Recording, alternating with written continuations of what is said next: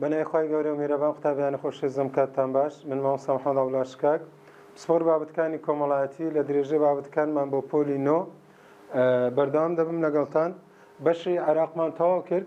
ئەمڕۆ دێنە سەر بەشی هەرێمی کوردستان. لە بەشی هەرێمی کوردستانیش سەرەتا پێشەچێک باز دەکەین، دواتر باسی لایەنی سروشتی جوگرافیای سروشتی هەرێمی کوردستان دەکەین، دواتر باسی لایەنی مرۆیی دەکەین. ئەو شێوازی کە لە عێراق باسمان کرد بامان شێوە لە هەرێمی کوردستان باز دەکەین. سەرەتا پێشەچەکمان هەیە لە بۆ هەرێمی کوردستان. ئێمە عێراق وەکو دەزانین لە ڕووی کارجێڕی و لە ڕووی داری و لە ڕووی ڕامیاریش بەشێکە لە وڵاتی عێراق. لەبەرەوە زارەوەی عێراق ئەگە شی بکەینەوە لە ڕووی کارجێڕی لە ڕووی ڕامیاریشەوە سیاسی ینی ڕامیاری هەموو خاکە دەگرێتەوە، خاکەکە دیارە هەموو خاکە دەگرێتەوە کە کەوتەژێر دەسەڵاتی دەوڵەتی نوێی عێراق. ئەمە دەزانین دەوڵەتی نوێی عێراق کە دروست بوو بە پێی ڕێکوتنامەی سایکس بیکۆ کوردستان بەتایبەت کوردستانی باشوور بۆ بەشێک لە وڵاتی عێراق کە بە بڕیاری بەریتانیا تکیانێک بە عێراق دروست بوو. ئەو کاتی هەرێمی کوردستانیش کە ئەمە دەڵێن باشووری کوردستانە هەرێمی کوردستان بۆ بەشێک لە خاچی عێراق. بۆ زۆر جار ئەمە باسی عێراق دەکەین، مەبەستمان کە هەرێمی کوردستانیشی بەگەر دەدەین. لەبەرەوە هەم لە ڕووی کارجەر هەم لە ڕووی سیاسی هەموو خاکە دەگرێتەوە بە هەرێمی کوردستانیشەوە کە کەوتەژێر دەسەڵاتی دەوڵەتی عێراق. لەبەرەوە دەین هەرێمی کوردستان وەکو بەشێک لە عێراق، بەڵام هەرێمێکی تەواو سەربەخۆیە، هەرێمێکە تەواو سەربەخۆیە. دێن پێناسەیەک بۆ وشەی هەرێم دەکەین. بزانین هەرێم پێناسەی چییە؟ بۆی هەرێم شی بکەینەوە بزانین پێناسەی هەرێم چییە. بۆی تۆ ئەمە دەڵێن هەرێمی کوردستان، بۆی بزانی هەرێم چییە. یان لە پۆلی هەژ دەمانگۆ هەرێمەکانی ئاوهەوە یان هەرێمی ڕۆکی سروشتی. وشەی هەرێم شی بکەینەوە بزانین بەگشتی هەرێم یعنی چن. زاراوەی هەرێم لە ڕووی سیاسی ئەگەر لەسەر کوردستان جێبەجێ بکەین پارچە خاکێکە، یعنی وەکو کوردستان بێتە بەرچاوت پارچە خاکێکە. ئەو پارچە خاکەیە یان دیاردەیەک یان چەند دیاردەیەک، یعنی تۆ دیاردەیەک لەو خاکە دەبینی یان چەند دیاردەیەک دەیبینی کە تایبەتمەندە بەو خاکە لە خاکەکانی ناوچەی دەوروبەری خۆی نییە. یعنی دیاردەیەک یان دیاردەیەکە لە هەرێم هەیە، ئەوانە لە ناو خۆیان پێک دەچن، وای لێ کردووە تایبەتمەندی وای هەبێت لە ناوچەکانی تری جیا بکاتەوە. بۆی پێناسکە زیاتر ڕوون بێ دێن نمونە دەینینەوە. هەرێمی کوردستان تەطبیق دەکەین. هەرێمی کوردستان هەرێمێکی سەربەخۆیە. کو زانیمان سەربەخۆیە دێنەوە پێناسەی لەسەر هەرێمی کوردستان جێبەجێ دەکەین. بزانین پارچە خاکە، بەڵێ هەرێمی کوردستان پارچە خاکە. بزانین دیاردەیەک یان چەند دیاردەیەکی جوگرافیە لە ناو خۆی پێک دەچی، وەکە لە ناو خۆی پێکچوو دەبی لەگە دەرەوەش جیاواز بی. بزانین وایە هەرێمی کوردستان ژمارەیەک تایبەتمەندی هەیە کە وای کردووە جیاواز بێ لە ناوەڕاست و باشووری عێراق. یەک هەرێمی کوردستان بە پلەی یەکەم هەرێمێکی مرۆییە، واتە نیشتمان و خاچی کوردانە. ئەو خاڵە ڕوون دەکەینەوە. هەرێمی کوردستان بە چ پێک دەچی؟ بۆی کە خەڵکەکەی زۆرینە کوردن.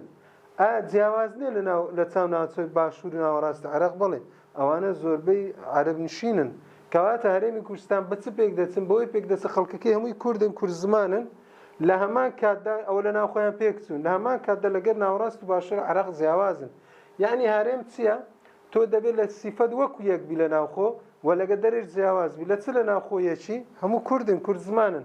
لە چ لەگەر ناوەڕاست و باشوور جیاوازی؟ تۆ زۆری دانیشتوانەکەی کوردن، ئەوانە زیاتر عەرەب و دانیشتوی عەرەبن. ئەوە خاڵ یەکەم.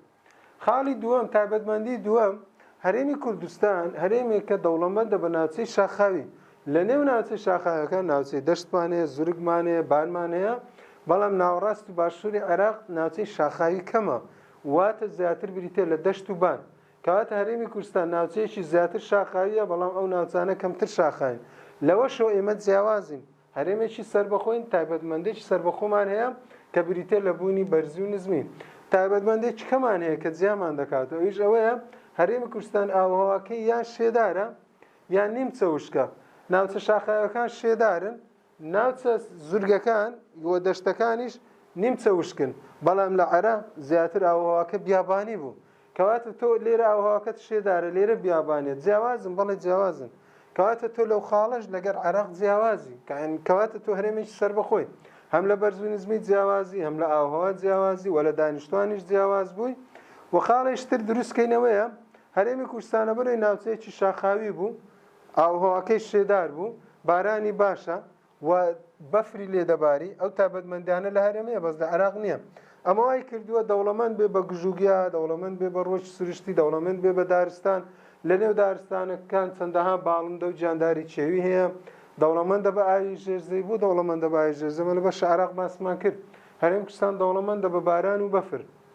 کەواتە هەرێم کوردستان ئاوە ژێرزەویەکەی زۆر زیاترەوە سازگاریشە و ئاوی سەرزەویشی زۆرە. ئەمە دەزانین لە هەرێم کوردستان دیزلە هەیە، لەقەکانی دیزلە هەیە. ئەوانە هەموو وای کردووە کە هەرێمی کوردستان دەوڵەمەند بێ بە ئاوی سەرزەویش. کەواتە ئەو تایبەتمەندیانەی باسم کرد لە هەرێمی کوردستان هەیە، بەڵام لە باشوور یان نییە یان زۆر کەمترە. ئەمە وای دەکات بڵێن هەرێمی کوردستان هەرێمیش تەواو سەر بەخۆیە، جیاوازە لەگەر هەرێمەکانی ناوەڕاست و باشووری عێراق. بۆیە زاراوەی هەرێم بۆ هەرێمی کوردستان بەکاردێنین لەبەر چار خاڵ چار جیاوازیمان کرد کە هەرێمی کوردستان تەواو جیاواز بوو. دێنە سەر تەوەرێشتر ئەمە باسی هەرێم دەکەین. قوتابی دەبێت فێربی سنووری هەرێمی کوردستان دیاری بکات لە چاو عێراق. ئێمە دەزانین هەرێمی کوردستان چەند وڵاتێکی دراوسەیە، ئێرانت هەیە، تورکیا هەیە، سووریا هەیە، ئێمەش بەشێکین لە عێراق، ینی لە باشوور و ڕۆژاوە وڵاتی عێراقمان هەیە. سەیرکە لە نەخشەکە دیارە تۆ چەند وڵاتێک دەوری هەرێمی کوردستانی داوە، چوار وڵاتی سیاسی گەورە دەوری هەرێمی کوردستانیان داوە. جا تۆ دەبی بزانی سنووری ڕۆژهەڵات چەندە ڕۆژهەڵاتە ئێرە. سنووری ڕۆژهەڵات لەگەڵ چێیە؟ لەگەڵ ئێرانە. سنوورمان لەگەڵ ئێرانە. سنووری باکوورمان لەگەڵ چێ؟ لەگەڵ تورکیایە. سنووری باکووری ڕۆژئاوامان ئێرە باکووری ڕۆژئاوایە لەگەڵ سووریە. ڕۆژهەڵات باکووری ڕۆژئاوا. بەڵام سنووری باشوور و باشووری ڕۆژئاوا، سنووری باشووری ڕۆژئاوا لەگەر چ وڵاتێکە؟ لەگەر وڵاتی عێراقە، لەگەر وڵاتی عێراقدایە. ئەو سنوورە دیاری نەکرایە قوتابیان. سنووری ئێران دیاری کرایە، هەرێم لەگەر ئێران، هەرێم لەگەر تورکیا، هەرێم لەگەر سووریا دیاری کراوە. سنوورێکی نێودەوڵەتیە، بەڵام سنوورمان لەگەر عێراق دیاری نەکراوە. یعنی تا ئێستا کێشەی لەسەرە. لەبەر ئەمە دێن ئینشاڵڵا ئەم سنوورەش دیاری دەکەین لە بینی هەرێم و عێراقی. ئێستا بە تەفاسیلترە سنوورە ڕوون دەکەمەوە. باشە؟ سنوور بابەتێکی گرنگە بەویستم بزانی. سەیرکە ئیشارەتەکەمان لۆ چێە؟ لە ئەولایە.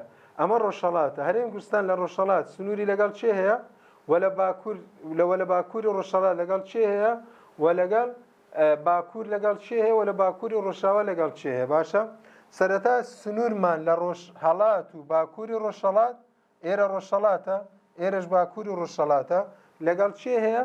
لەگەڵ وڵاتی ئێران. کەواتە پرسیار هاتەوە هەرێمی کوردستان لە ڕۆژهەڵات و باکووری ڕۆژهەڵات سنووری لەگەڵ چێ هەیە؟ دەرێ لەگەڵ ئێران هەیە. باش. دێن ئەم جارە سنووری باکوور دیاری دەکەین. سنووری باکووری هەرێمی کوردستان ئەوە سنوورەکەمان دیاری کرد.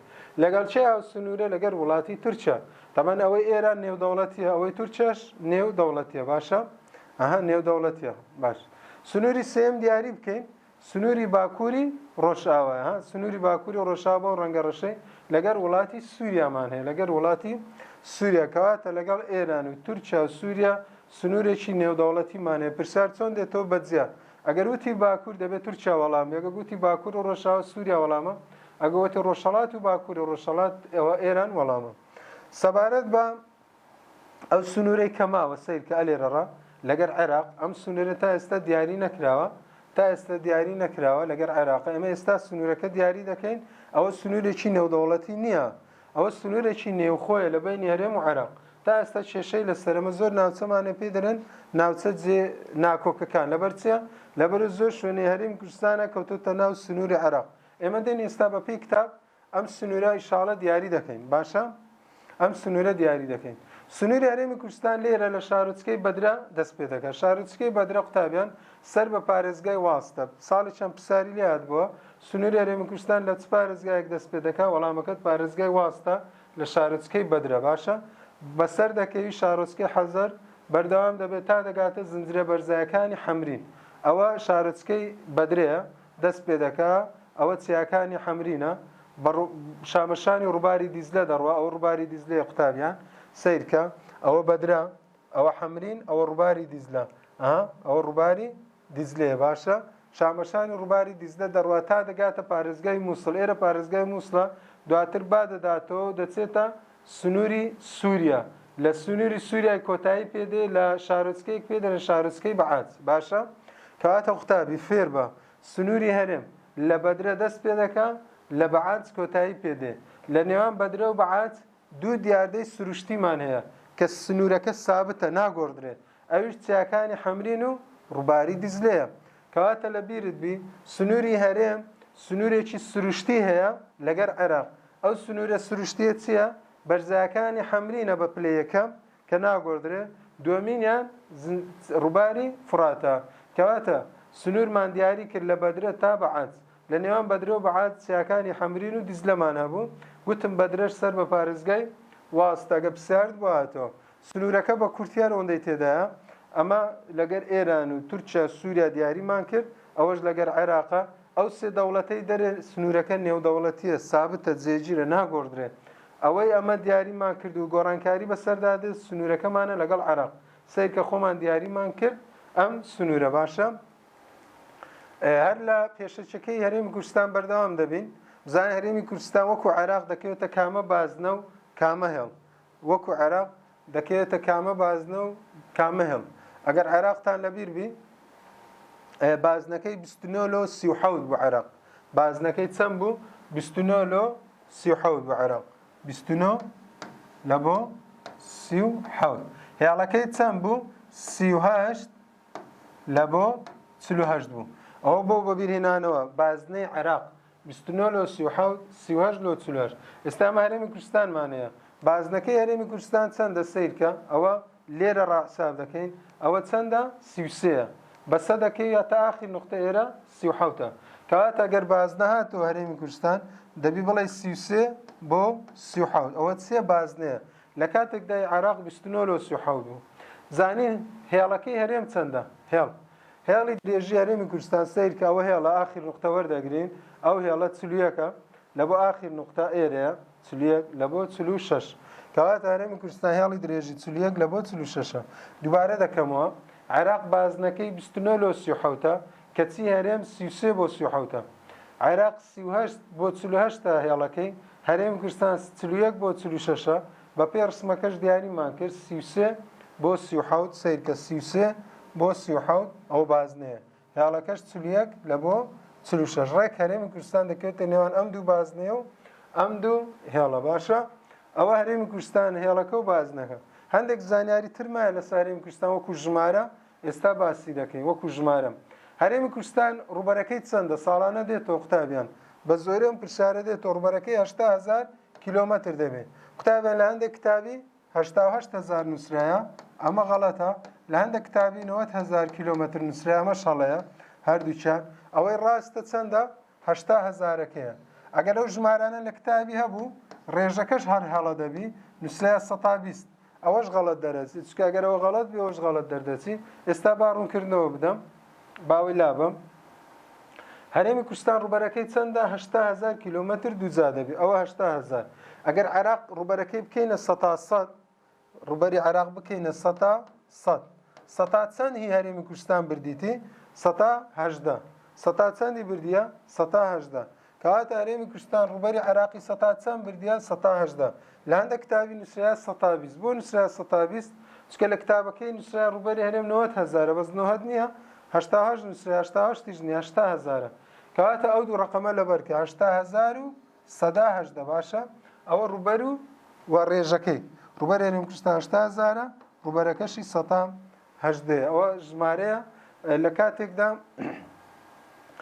ڕووبەری عێراق چەند بووە گە بەبیرتان بێت چێ ئەگەر لەبیرتان بێ 4373 کیلۆمەتر بوو دووجا لە کاتێکدا ڕووبەری هەرێم چەندە 80000 کیلۆمەترە دایمەن عێراق و هەرێم بەراورد کە بۆی لەبیرت بی لێ تێکەڵ نەبی باشە ئەوە سەبارەت بە ڕووبەری هەرێمی کوردستان و ڕێژەکەی باشە قوتابیان ئەوە پێشەچێک بوو لەسەر عێراق ئێستا دێم بەندی یەکەم لە عێراق وەربگرین بەندی یەکەم وەربگرین لە عێراق بەرزنزمی هەرێمی کوردستان باشە بەرزنزمی هەرێمی کوردستان وەردەگرین وەکو عێراق باسی سروشتی دەکەین لایانی سروشتی هەرێمی کوردستانش لایانی سروشتەکەی چییە بەرزنزمی دوای بەرزنزمی باسی ئاوهەوا دەکەم باسی خاک دەکەم باسی ڕۆژی سروشتی دەکەم ئەو لایەنە سروشتیانە باز دەکەین اینجا دەچنە سەر لایانی مرۆیی دانیشتوانە کشت و کاڵە ئاژەڵداریە پیشەسازیە گەشت و گوزارە ئەو بابەتانەیە سەرەتا بەندی یەکەممان هەیە لە هەرێمی کوردستان هیچ چێ بەرزی و نزمی باشە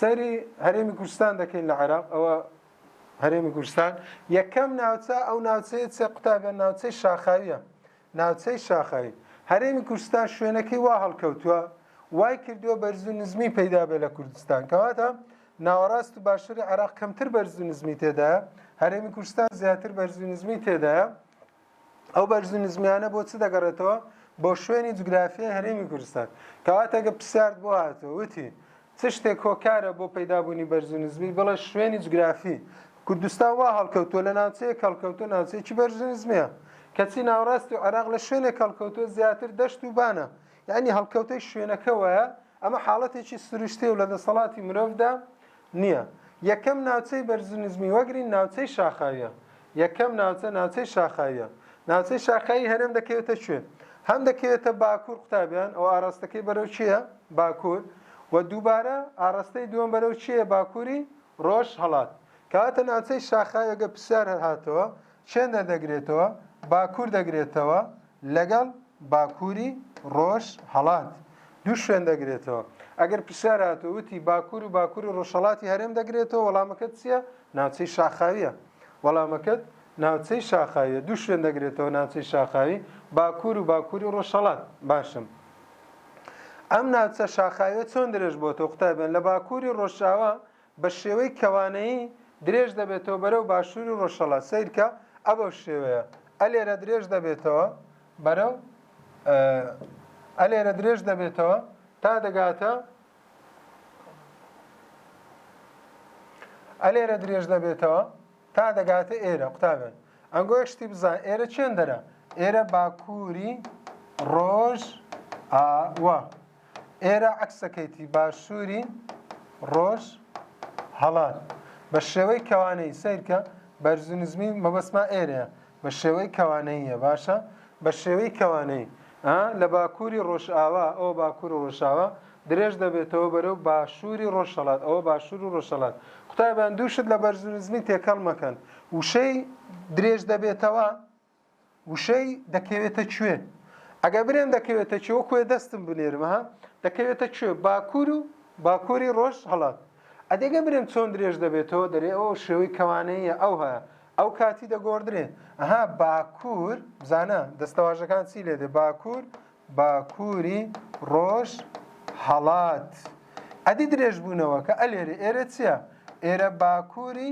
ڕۆژ ئاوایە ڕۆژ ئاوا جیاوازە لەگەڵ دوێ ئێرە چییە باشووری ڕۆژ هەڵات کەواتە ئەگەوتی درێژ دەبێتەوە برێ لە باکووری ڕۆژ ئاوا بەرەو باشووری ڕۆژ هەڵات بە کەوانەیە درێژ دەبێتەوە ئەگەوتی بەرز و نزمی ناوچەی شاخاوی دەکەوێتە کوێ برێ باکوور و باکووری ڕۆژهەڵات دەگرێتەوە کەواتە درێژ بوونەوەکە شتەکە دەگرێتەوە شتەکە ینی دەکەوێتە کوێ وشەی دەکەوێتە کوێ برێ باکوور و باکوور ڕۆژە ئەگوتی درێژ بوونەوەکە ئەو کەوانەیە لۆ باسکە باکوور ڕۆژاوە بەرەو باشووری ڕۆژهەڵات ئەوە ناوچەی شاخاوی دووشتی تێدا و شاخاوی دەکەوێتە کوێ و چۆن درێژ دەبتەوە ئەو دووشتەی بڵێ لە ناوچەی شاخاوی باشە ئەو دووشتەی بڵێ دێنە سەر هەر بەردەوام دەبین لەسەر بەرز و نزمی و ناوچەی شاخاوی ئەو بەرز و نزمی من باسم کرد تەمان دابەش دەبێت بۆ دوو بەشی سەرەکی با بڵێن ناوچەی شاخاوی زیاتر تەڵەبەوە فێر بوو ئەگەر 1000 مەتر بەرزتر بی ناوچەی شاخاویە و دووەم ناوچەی زورگ یعنی نیمچە شاخاوی ئەویش ئەوەیە 1000 مەتر کەمتر بێ 1000 مەتر کەمتر بێ کەواتە تۆ دوو ناوچە تەیە ناوچەی شاخاوی و ناوچەی زورگ ئێستا من باسی ناوچەی شاخاوی دەکەم دوای دێمە سەر ناوچەی زورگ سەرەتا باسی ناوچەی شاخاوی دەکەین دوای دێنە سەر ناوچەی زورگ سیر کە ناوچەی شاخاوی ناوچەی شاخاوی دەکەوێتە کوێ باسم کرد دەکەوێتە باکوور و ئەو پەڕی باکووری ڕۆژهەڵات یعنی ئێرە و ئێرە باسم کرد دەمێنی گوتم دەکەوێتە کوێ هەمان شتە باکوور و باکووری ڕۆژهەڵات دوو شوێنە ئەوە ناوچەی شاخاوی باکوور و باکووری ڕۆژهەڵات باشە ناوچەی شاخاوی بە چ بناسینەوە کەمترینی 1000 مەترە چکەگە 1000 مەتر کەمتر بوو نامتە شاخاوی دەبتە زورگ بەڵام لە کوردستان بەرزترینیش 3600 ناوچەی شاخاوی لە وڵاتان دەڕوا بۆ 4000 5000 6000 7000 8000 وەتە لوتکەی هیمەلای 8600 قسوور مەتر بەرزە بەڵام لە کوردستان قوتابیان هزار نابێ کەمتر بێت چکە مەدەرێن شاخاوی و لە کوردستان لە 3600 مەتر زیاترمان نییە. ئەوش لوتکەی هەڵگوردا لە زنجیرەچیەکانی حەسارۆست لوتکەی هەڵگر 3607 مەتر بەرزە. بۆیە ئێمە چ دەکەی 7 مەترەکەمان لابر دەڵێن لە کوردستان ناوچەی شاخایی لە 1000 بۆ 3600 مەترە. باشە 1000 تا 3600 مەترە. ئەو قاوەیە تۆخە قوتابیان لەگەر کاڵەکە ئەوە ناوچەی شاخاوینە. باشە ئەوە هەموو ناوچەی شاخاویە. چەند مەتر بەرزە؟ کەمەکەی 1000 مەتر، کەمەکەی 1000 مەتر و زۆرەکەی 3600 مەترە. ئەجەمە دین تەوزعی دەکەین، دابەشی دەکەین قوتابیان، دین دابەشی دەکەین. بۆ نمونە ناوچەی شاخاوی یان ئەوەتە شاخاوێکی سادەیە زیان زۆر زۆر بەرزە. هەردووک شاخاوین، هەردووچیان نابێت لە 1000 مەتر کەمتر بن، بەڵام ئێمە وتمان زۆرەکەی 3600 مەترە. دین ئەوەی دەکەینە دوو گروپ، گروپی چیایەکی سادە، گروپی چیایەکی زۆر بەرز. باشە سەرەتا ناوچەی شاخاوی هەر ناوچەی شاخاویە بەڵام سادەیە، یعنی لە 1000 دەست پێ دەکات تا 1000 و قسوور. لە سەروی چیایەکی زۆر بەرزتر ئاڵۆ زەحمەت، ئەوەی کە مرۆڤ زۆر بە زەحمەت دەتوانی بەسەری بکەی. قوتابێن ناوچەی شاخاویە سادەکە و ناوچەی شاخاویە ئاڵۆزەکە دوو ناوچەمانەیە، ناوچەی شاخاوی سادە، ناوچەی شاخاوی ئاڵۆز. ئەوەی با دیاری بکەم قوتابیان ئەو ڕەنگە کاڵە ئەوە ناوچەیەکی شاخاوی سادەیە، سادەیە، ئەوە سادەیە، یعنی 1000 مەتر دەست پێ دەکات تا 2100. لە 1000 وتم مادام شاخاویە نابی لە 1000 کەمتر بێ هەتا 2100. ئەگە هەتا 2100 بوو ئەوە پێچەکەی سادەیە، یعنی چیایەکی سادەیە. نمونەمان هەیە؟ بەڵێ نمونەمان هەیە، بەڵێ 1000 تا 2100 ئەوە زنجیرەچیایەکی سادەیە. نمونەکانیش دەدەین چیای بێخێر، چیای سەفین، چیای هەیبەسوڵتان، چیای قەرەداغ، چیای زەردەداغ. ئەو چیانە هەر پێنجیان لە 1000 مەتر کەمتر نین، هەر پێنجیان لە 2100 مەتر زیاتر نین. بۆیە پێیان دەوترێت چیای سادە. چیانە بەڵام بەرزەکەیان زۆر ئاڵۆز نییە، زۆر زۆر بەرز نییە. بێخێر، سەفین، هەیبەسوڵتان، قەرەداغ، زەردەداغ. پرسیاری نیشتیمانی چۆن دێتەوە؟ تۆ دەبێت ئەم چیانەت لەبەربی بزانی ئەوە گروپی چیای سادەنە، گروپی 1000 بۆ 2100 مەترین.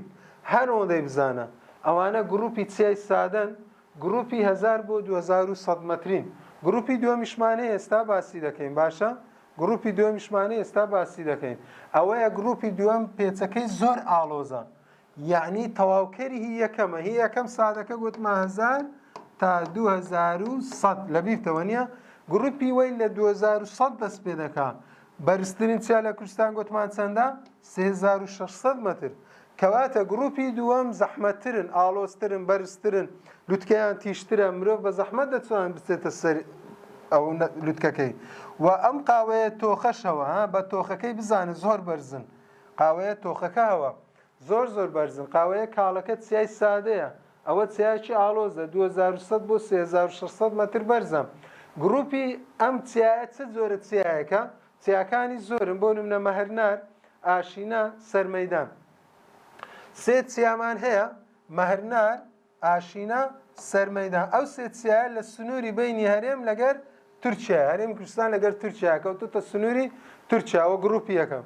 گروپی دووەم چیاکمانێ بەنای حەساری ڕۆستێ، ئەمە پێ دەڵێن حەسارۆست، بەخۆی حەساری ڕۆستەیە. 3607 مەتر بەرزە لوتکەی هەڵگورد. لەبە ئەو 3607 مەترەی بۆیە دەرێن چیا لە کوردستان هەتا 3600 مەتر دەڕوا.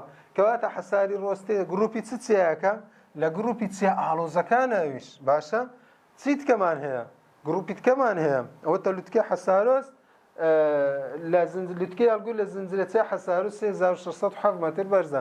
هەر هێشتا مایە ئەمە لە سنووری چم باس کرد؟ سنووری کوردستان یان عێراق لەگەر تورکیا چمانە بوو؟ مەهرنار، ئاشینە، سەرمەیدان. سێ چیامانە بوو. ئەگە پرسیار هاتەوە وتی چیا ئاڵۆزەکان یەکسەر تەمشامەکە وەڵام بدەوە. بزانە ئەگەر تورکیا بوو ئەو سێ وەڵامە، ئەگەر ئێران بوو ئەو سێ وەڵام نییە. چیای ئاڵۆزمان هەیە لەگەڵ ئێران، سیرکە لەگەڵ ئێران. ئەویش چییە؟ قەندیل و هەورامان.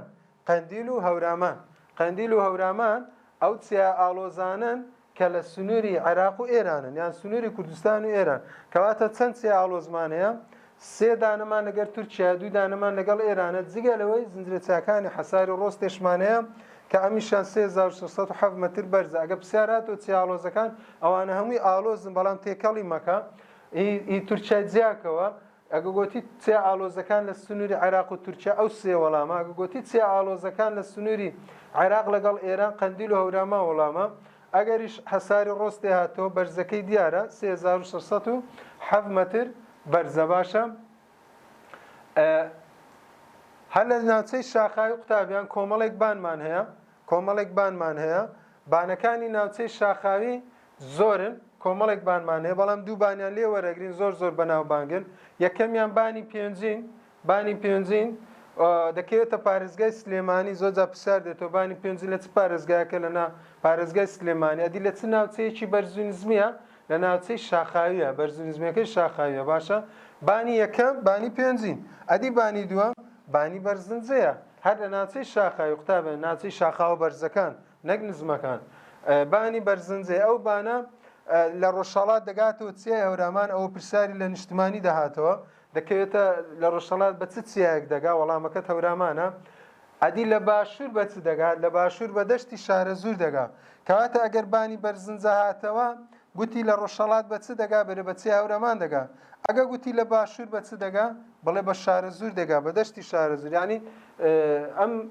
ئەم بانە درێژبوونەوەی هەیە بۆ چیای هەورامان و بۆ دەشتی شارەزوور بەڵام گەورەترین بان هاتەوە بانی پێنجین هەڵبژێرە گەورەترین بانە لە کوردستان دەکەوێتە پارێزگای سلێمانی و دەکەوێتە ناوچەی شاخای ئەوە چ بوو بانەکانی ناوچەی شاخاوی چکە ناوچەی شاخایی بانی لێ و ناوچەکانی تریش بەمان شێوبانیان تێدا قوتابیان ناوچەی چممایە نیمچە شاخاییمە ئەوە ناوچەی شاخاویتەوە ناوچەی نیمچە شاخاییمە یعنی زرگ بەرزنزمی بابەتێکی دوور درێژە ئینشاڵڵا هەوڵ دەدەین بە پێی پێویست ڕوونکردنەوە بدەین بۆی بابەتێکی ئاڵۆز ینی زەحمەتترین بابەتی لایانی سروشتی هەرێمی کوردستانە بۆی ئەگەر تێگەیشت بن زۆر باشە دەرسی دابێ ئینشاڵڵا باسی ناوچەی نیمچە شاخاوی دەکەم ناوچەی زرگ ئینشاڵڵا تا دەرسی داهاتوو بەخوای گەورەتان دەسپێرم خواتان لەگەڵ